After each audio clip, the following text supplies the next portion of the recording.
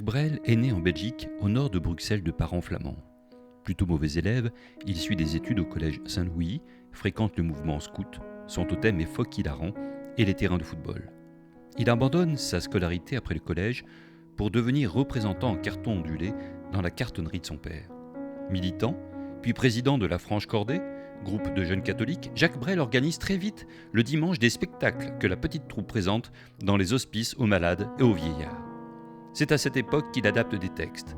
Le Petit Prince de Saint-Exupéry écrit, compose et chante des chansons d'inspiration catholique de gauche. À la Franche Cordée, il rencontre sa femme, qu'il épouse à 21 ans. Tout en travaillant chez son père, Brel commence également à composer et interpréter des chansons dans les cabarets bruxellois. Le Coup de lune, La rose noire, et finit par enregistrer une maquette pour Philippe. Jacques Canetti, animateur de radio, directeur du cabaret Aux Trois Baudets et découvreur de talent qui vient de lancer Georges Brassens, le contacte alors. Sans hésiter, Jacques Brel, sa femme et ses deux filles, Chantal et France, quittent la Belgique pour s'installer à Paris. Le succès va mettre quelques années à arriver. L'abbé Brel, comme Georges Brassens l'a surnommé, ne rencontre que de tièdes encouragements tant dans le métier que chez les spectateurs.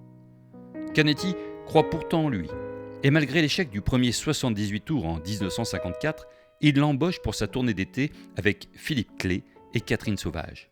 Il participe ensuite au Grand Prix de la chanson de Knock-le-Zout et se classe bon dernier.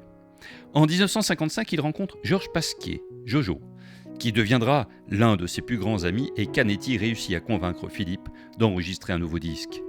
Sa carrière commence enfin à prendre une autre tournure.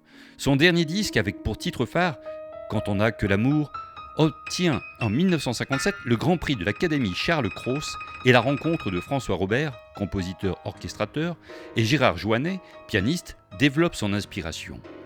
En 1958, il réalise un nouveau, au printemps, 33 tours qui enfin connaît un véritable succès. Pendant tout ce temps, Brel apprend son métier sur les scènes du monde. Il tourne en France, en Afrique du Nord, au Canada. À l'Olympia où il chante en levée de rideau, c'est pratiquement un triomphe. Ce succès est confirmé par son 4e disque, La valse à 1000 temps. Les tournées s'enchaînent, URSS, États-Unis, Liban, près de 300 représentations par an, plus que Georges Brassens ou que Johnny Hallyday.